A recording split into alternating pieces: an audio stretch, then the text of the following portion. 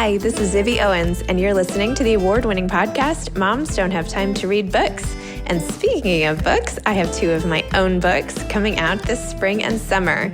Princess Charming is a picture book, which debuts on April 19th, and Bookends, a memoir of love, loss, and literature, comes out on July 1st, and it is truly a labor of love. I hope you'll pre-order, order, and join me on tour as I go across the country. You can find out more at zibbyowens.com or bookendsmemoir.com. And you can follow me on Instagram at zibbyowens because I always post about everything. Enjoy the show. Amy Butcher is the author of MOTHERTRUCKER, Finding Joy on the Loneliest Road in America. By the way, this is published by Little A, which is where my memoir, Bookends, is coming out. So we are like publishing soul sisters or something like that. Anyway, Amy is an award-winning essayist and also author of the 2015 memoir, Visiting Hours. She has additional work that's been published in the New York Times, Granta, Harper's, the Iowa Review, LitHub, Guernica, Brevity, and others. MOTHERTRUCKER is in development to be a major motion picture by Make Ready Films, directed by the primetime Emmy-winning creator of Transparent and I Love Dick, Joey Soloway, and starring Academy Award and Golden Globe winner Julianne Moore. Excerpts from MOTHERTRUCKER earned a 2020 Individual Excellence Award from the Ohio Arts Council, and Amy's additional work has benefited from awards and grants from the Vermont Studio Center, the Kimmel Harding Nelson Center for the Arts, the Stanley Awards for International Research, and the Olive B. O'Connor Fellowship in Creative Writing from Colgate University. Her essay on images of violence earned a notable distinction in the Best American Essays 2021 series, guest edited by Catherine Schultz. She earned her MFA from the University of Iowa and presently serves as the Director of Creative Writing and an Associate Professor of English at Ohio Wesleyan University. Amy teaches annually at the Iowa Summer Writing Festival and at the Sitka Fine Arts Camp in Sitka, Alaska. She currently lives in Ohio with her 3 rescue dogs. Welcome, Amy. Thank you so much for coming on Moms Don't Have Time to Read Books to discuss MOTHERTRUCKER, Finding Joy on the Loneliest Road in America. Thank you so much for having me. It's my pleasure to be here. From the first minute when I sort of read the title of this, I was like, oh, I'm going to love that book. There was just something about it. And now that I've read it, you have there's so many meanings. There's so many meanings for your subtitle and what that lonely road is. And I don't know, it's so poignant. Anyway, why don't you tell listeners a little bit about the book, how you found joy in more ways than one? Absolutely. So this book really began for me in 2018. I am a college professor in Central Ohio. I write a lot of essays kind of around women's issues and feminism, among other things. But in my own home, I was experiencing a partnership with a man that at the time I wasn't using the language I think that I should have been. I was using sort of codified language that it was a unhealthy relationship, a little toxic. And so I was dealing with this private situation. And one night I found on Instagram, using the Explore feature, this account, Alaska MOTHERTRUCKER. And I had been traveling a little bit in Alaska, southeastern Alaska, teaching at an arts camp in Sitka, the Sitka Fine Arts Camp. And so I had a little bit of knowledge about Alaska, but really the idea of a woman who, essentially what I found is that Joy was the nation's only big rig driver on the James W. Dalton Highway, which I knew remarkably little about, but her photos were of this, massive blue 18-wheeler, these snow-capped roads. And the more that I began to research what the James W. Dalton Highway was and what it was that this woman, Alaska MOTHERTRUCKER, who her real name was Joy Ruth Wiebe, what she did was essentially drive structural materials and creature comforts and food 413 miles up the James W. Dalton Highway, which is known as the loneliest road in America, the most isolated road in America, and also the deadliest road in America. So it is essentially this road that is primarily gravel, in many places one way, that extends from Fairbanks, Alaska, all the way up to the industrial complex of Dead Horse, it's called, and the oil fields of Prudhoe Bay. And Joy was the only woman to be doing this drive in an 18-wheeler in this male-dominated industry, in this, male-dominated landscape. And she was this petite, funny, oftentimes sort of vegan woman, and just the antithesis of anything that I imagined up there. And I was absolutely captivated by her. I was captivated by, I think, in the way that so many of us are when we see someone on social media, this life that she seemed to command fearlessly. And again, just working this job that is incredibly demanding on the body, but also, commanding on the psyche, on her mind, the risks that she faced, doing this drive 2 to 3 times weekly. And so I really became, fanatical about following her, about learning more about her life, and ultimately reached out to her. And, as a writer, I'm always looking for an interesting story. And most of the time you ask someone, hey, can I, fly across the country to spend some time with you and write about you? And it's an easy no. It's a laugh. But instead, Joy kind of chuckled and she said, sure, when do you want to come up? And so within 2 weeks, I landed in Fairbanks, Alaska at 4 a.m. And, by noon, she was picking me up and we were setting off together. So ultimately, the story really is about our friendship, but it's, as you kind of have highlighted, there's a lot more to it than that. It's also about what it means to be a woman in America and sort of the dangers that women, place their bodies, these dynamic situations that they place their bodies in every day in pursuit of a life well lived and a life that is lived in a way that is safe and free. Well, that was an amazing description. One heartbreaking / ironic / memorable moment in the book was when your parents naturally were worried when you decide to go off on this adventure to Alaska and no cell service, and what if something happens, and how would they be in touch, and how would they know what if something happened, and your response in your head was something bad had been happening to me all the time and they didn't know. And this was like my escape. And I just keep thinking about that. What our loved ones fear, what they don't know, how do you balance when something terrible is happening to you? How much do you tell? What if it happens slowly? This whole thing. Tell me a little bit about that.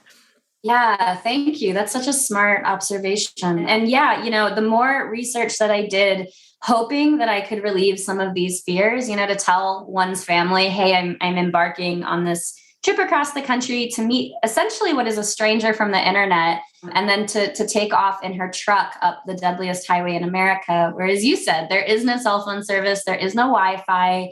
There are no police. There are no there are no rest stops. There are 2 separate little camps along the way where one can stop and get a meal and check the weather. But other than that, you're on your own. There's not even in most places shoulders or guardrails. And so, this is a road that is incredibly treacherous, not only for those conditions, but also everything that is exacerbated by the weather. Obviously avalanche and snow and blizzards and ice. And even, as we find out in the book, even in spring and summer, the fog and the water, the rain, the flooding is really risky as well. And so the more information I tried to find on the Dalton Highway, the more dangers sort of presented themselves. And so, this was something that everyone was really concerned about. And I think in general, it speaks to this larger idea that the outside world is ultimately a lot more dangerous for women. And that's certainly true. We certainly understand that women face.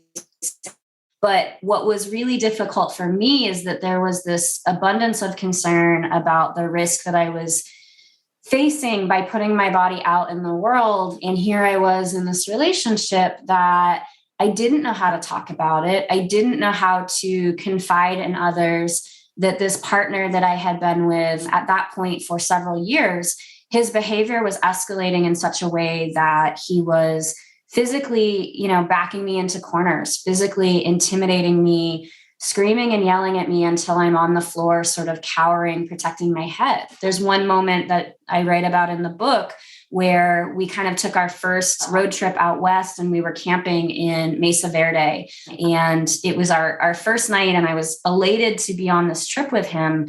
And all of a sudden he slipped into this rage and we kind of moved from the bonfire into our tent. And I lay awake that entire night. I mean, he was screaming at me and then finally exhausted himself and fell asleep. And I just kept thinking, I am going to die out here. I am going to die in this tent with this man that I love.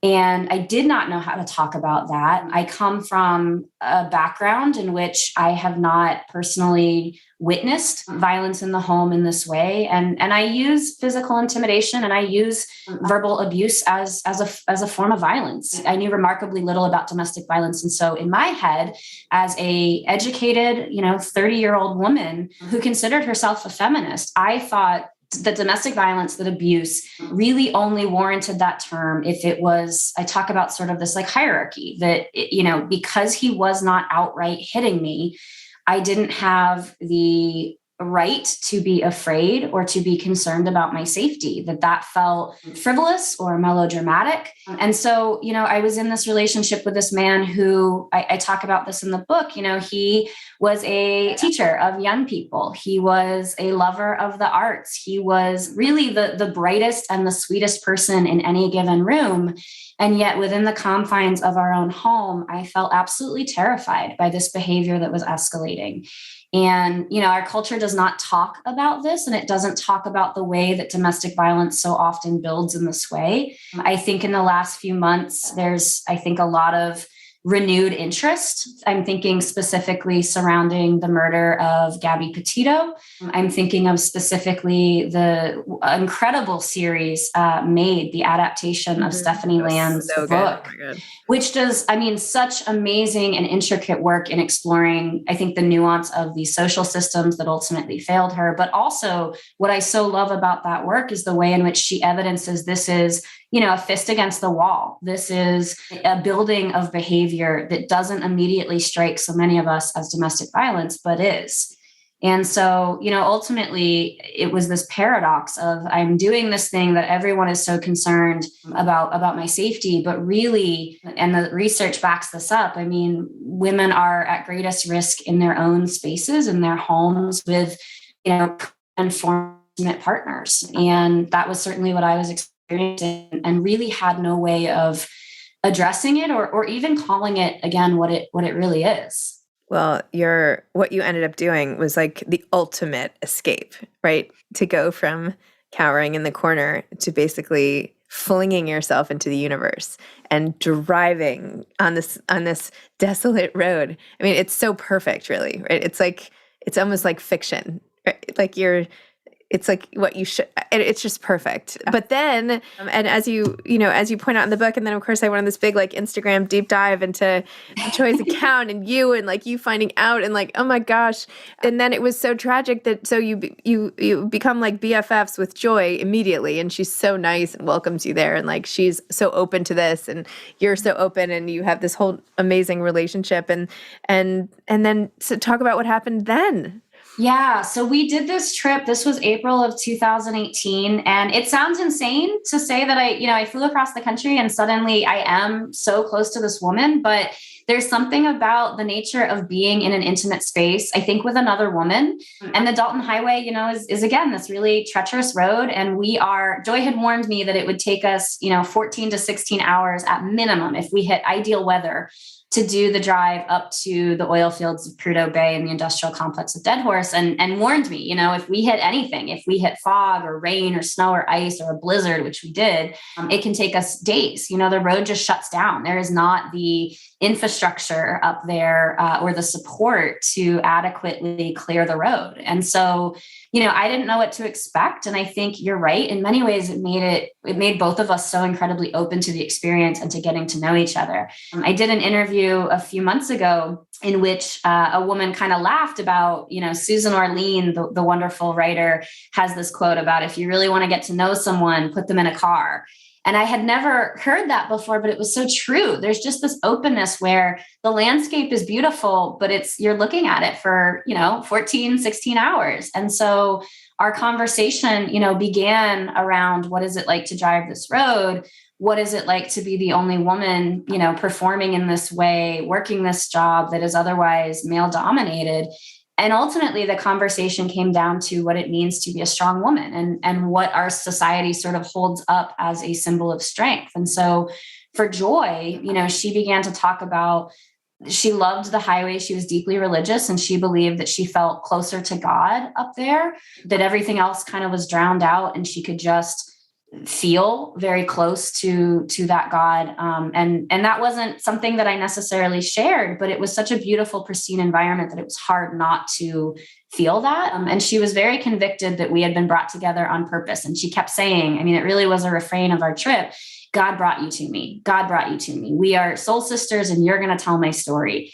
And again, the whole thing, I mean, you say it felt like fiction. It felt like I stepped into a story in which I was a character, and there was something much larger happening there. And I, as someone who is a little wishy-washy with faith and has a complicated history, I would lie if I said that I didn't also feel there was something profound that was being orchestrated in some way, that was, I was a part of something with Joy. And, she began to open up about, not only did this road make her feel close to her God, but also it provided a financial means to support herself and her dependent daughter. And, as a writer and as a woman, I think I understand what was being said there. But the more that I began to kind of ask about that, the more it became clear that Joy had also had a long and complicated relationship throughout her life with not one, but two husbands who were abusive. And so she had left this first husband because they had two sons, and she did not want these boys to be brought up in a home in which they saw that this is what it meant to be a man and to treat a woman in this way. And the job in many ways became something of necessity. As she said, I make more driving this highway than I could ever make in Fairbanks, in an office job. And in a lot of ways, I think the job was both. It was this way to feel close to God and to feel separate from men. And it was this way to provide for herself and her child should she need to leave her second husband, who had also had a history of abuse. And so, I think because that conversation was sort of a foothold, I was then able to explore again to this person who really owed me nothing. I began to explore what I was experiencing and to talk about it with her. And Joy was really fiercely protective. She said, you are me 20 years removed. And I know what you're doing. I know that you think that you can ride this out and you can endure this and it will get better. And it doesn't. It does not. And it really shook me. Because again, this was someone who owed me nothing and who knew so little about my life beyond what I had told her. And in that way, I think I was able to be more open with her than anyone else who knew me or knew my partner. And so I returned from that trip at the end of April, and, my partner and I separated, and I am one of the very lucky women who was able to separate without violence, without further incident. I feel very aware of how rare and how privileged that is. And, the plan was to return in September or October of that year. So 4 months later. And instead I saw on Instagram, no less, that Joy had passed away on that drive. She was coming home from a trip to Prudhoe Bay, and it was summer, it was August. And so, you would think that the roads are clearer than they would ever be in northern Alaska. But unfortunately, there was such a thick fog that Joy drove her truck along the shoulder, as she was told to do, because you can't see oncoming trucks. And the road is so narrow in so many places. And instead, her tire bit into the tundra and flipped, and she was killed instantly. And so I think, I set out to write this book about, this mother trucker, I called it my empowered, funny, road trip story with this incredible dynamic woman from Instagram. But it became, I think, a project that is much different, but I would also argue, I think, much more important, in the sense that the book talks about, these risks that women take every day to secure their safety and their well-being and that of their children. And I think the fact that all of this happened, just weeks before I was set to return, also speaks volumes to, again, this idea about safety and about what we do to provide for ourselves and our loved ones. Well, like you said, I think it's hard not to feel like there was some sort of fate at work, right? You find this woman, you sit with her story needs to be told, and then as you're transcribing, it ends, like her life ends. I mean, you were in exactly the right place. Like there's something about it that just was like not to, whatever your religion, it's not Absolutely. religious. It's just like, I don't know. I'm so glad you got to know her. And now all of us get to know her. I mean, she's a role model in ways. She's a warning in ways, she's flawed. But it's also instructive for the reader, right? And it moves us. And then to combine your story with her story too, it's hard not to read it and then sort of take a beat just to rethink the way so many people are living, how you get through abuse, independence, what it even means. And then of course it all just ends. So it's like, but there she was looking at that, like her last picture that she posted was so, heavenly. I don't even know how else to say, right? With the it was the sunset. Right? It was the sun setting on Arctic Alaska. Yeah. I mean, it's just amazing. And it was something that she pulled over and snapped just an hour before she died. And I also think grounding this in the context of 2018 and you could say the same thing obviously about now, but Joy and I were so very different on so many levels. I mean, not only, faith, but also politically, we had radically different ideas about ideology, about where our nation should be and who should be leading it. I mean, there were so many things that I think in any other situation, we would have very little in common. Mm-hmm. And yet I think it was really important for me, both as an individual and a woman, but also as a to explore that this is the simple language that we speak.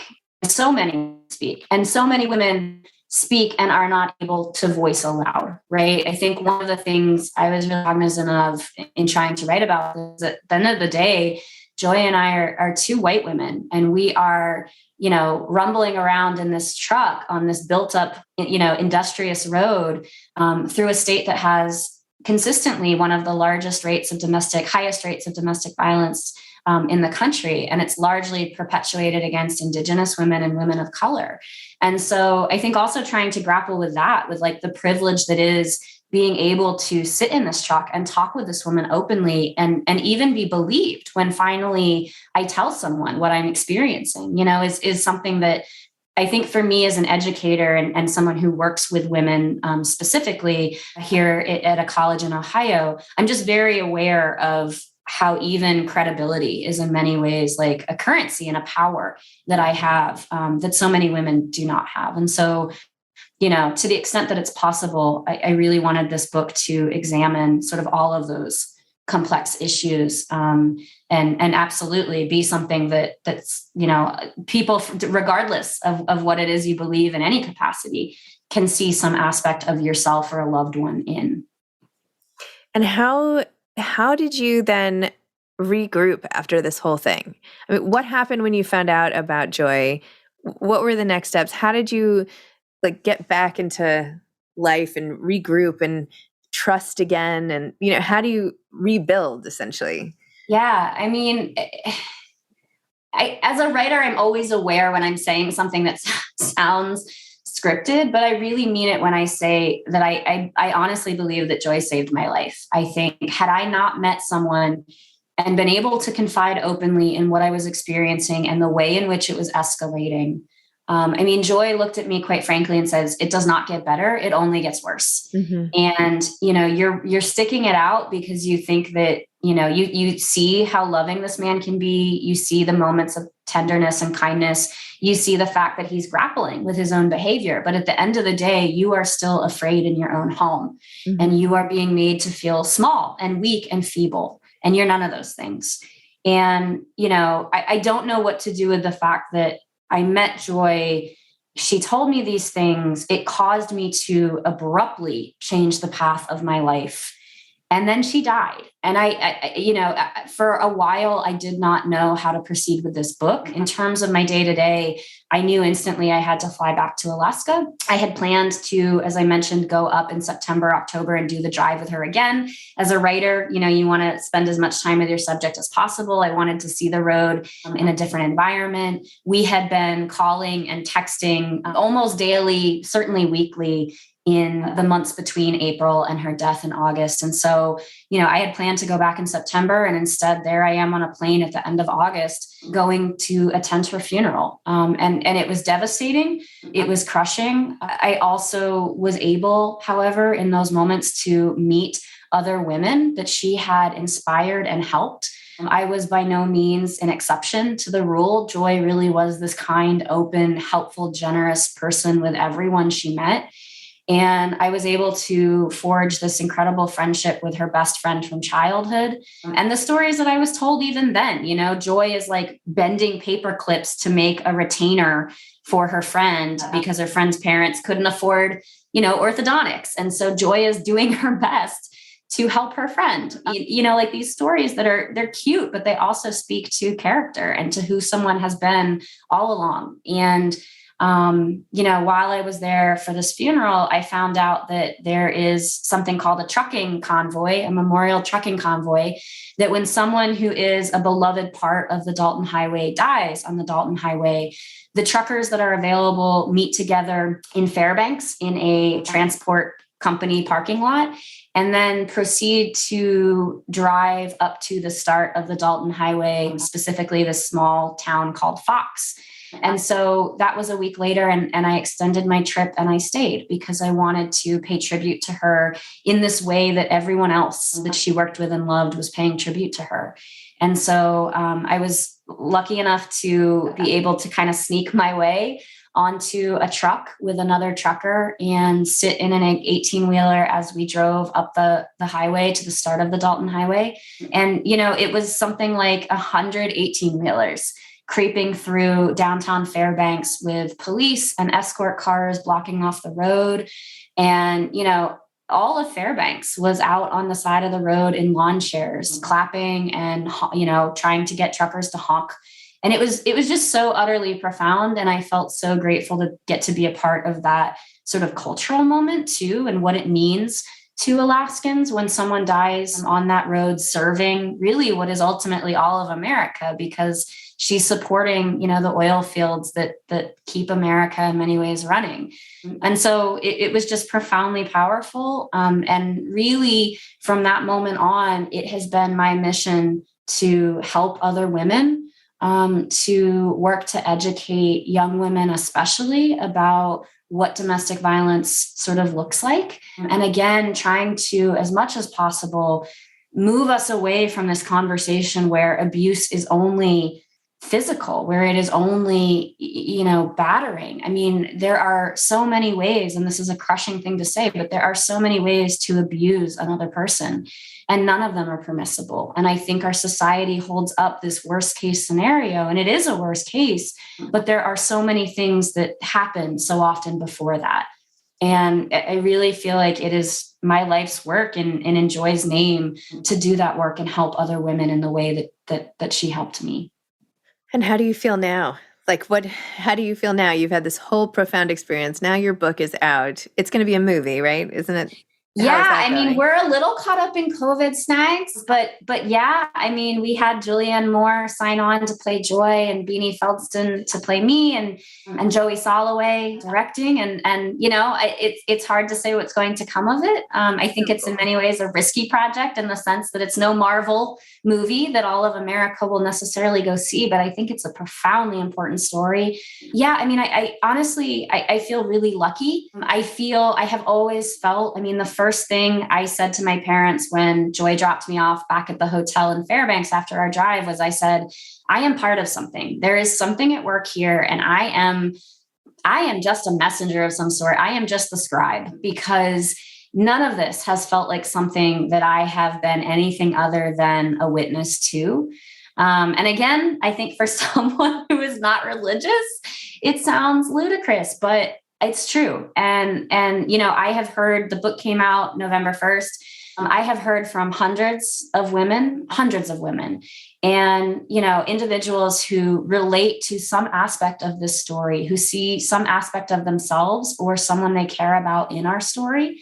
And I have heard, I've received fan mail from a woman in her 90s who has never before written fan mail. I had another woman who has always wanted to buy a camper and travel on her own, but has feared that. And mostly she wrote, feared the loneliness of traveling alone. And she went out and finally did it and got this camper. And there are so many ways to live boldly and bravely. There are so many ways, I think, to kind of enact what I think Joy taught me. But ultimately, to have this network of individuals, to have any one reader who relates is enough. But I have, in many ways, just benefited from this chorus of voices saying, me too. I have been there and I have been in that relationship and I have stayed because it's not as bad as it could be. And because I think this is what society wants for us in ways, is to be partnered and to have this domestic life. And that's beautiful if that's what you want. But I think ultimately putting women's bodies and women's safety above all else, which is not something that I think we necessarily do. Wow. Amazing. Are you working on a new project? I'm going to read everything you write from now on. I am an essayist at heart. I love essays. And so it's been my lifelong dream to write an essay collection. And so I'm working on an essay collection largely. I think writing about Joy has made me, the book is a strange little beast in the sense that it is both memoir and sort of literary journalism, a profile of a really fantastic woman, and even in some ways sort of like travel reportage. And so I'm currently working on an essay collection about other incredible women and about this idea of belief and the fact that it's in many ways this currency that some of us are afforded and some of us are not. So that's sort of what's at play right now. But again, I think just in many ways, I feel I will forever carry Joy with me. And that feels like a profound gift. It's amazing. And we both are being published by Little A, by the way. We are. I'm so excited for you. And I did want to say, too, of course, I took a peek at the beautiful new website and it looks absolutely incredible. I'm so excited for you. And Little A, it's just been a dream team. It has been. Is Carmen your editor or no? Yes, I've worked with 3 in my time, and it's been so wonderful. And they are just the most generous, whip smart, supportive champions. So I'm so excited for you. And I have no doubt you're going to have every bit of a wonderful experience as I have. Thank you. Yeah, I love Carmen. She's like amazing. The whole thing has been great. So anyway, all right. Well, I can't wait for your essay collection. And thank you so much for sharing. And I feel sort of privileged to be a part of this really important relationship and that it's out in the world. I don't know. I feel like everybody's playing a role here in getting the story out to the people who need it. So, and I'm so grateful. One little link on this chain is very nice. Really important link. I'm so grateful to be a part of this and to be in such good company with all of the other guests that you have interviewed. And to speak with you is just a dream. So thank you. Thanks, Amy. Hi, I'm Zibby Owens, and you're listening to the award-winning podcast, Moms Don't Have Time to Read Books. If you like this podcast, you will love my new anthology called Moms Don't Have Time to Have Kids. Check it out, and you'll hear from 49 authors about all sorts of things moms don't have time to do. All the authors have been on this podcast. Also, check out my TikTok, @WithZibbyandTracy, my other podcast, Sex Talk with Zibby and Tracy. Check out Moms Don't Have Time to Write on Medium. And of course, my new publishing company called Zibby Books. And now back to our daily author interview site and a quick hello from some of my kids. Hi. Hi. Hello. Enjoy the show.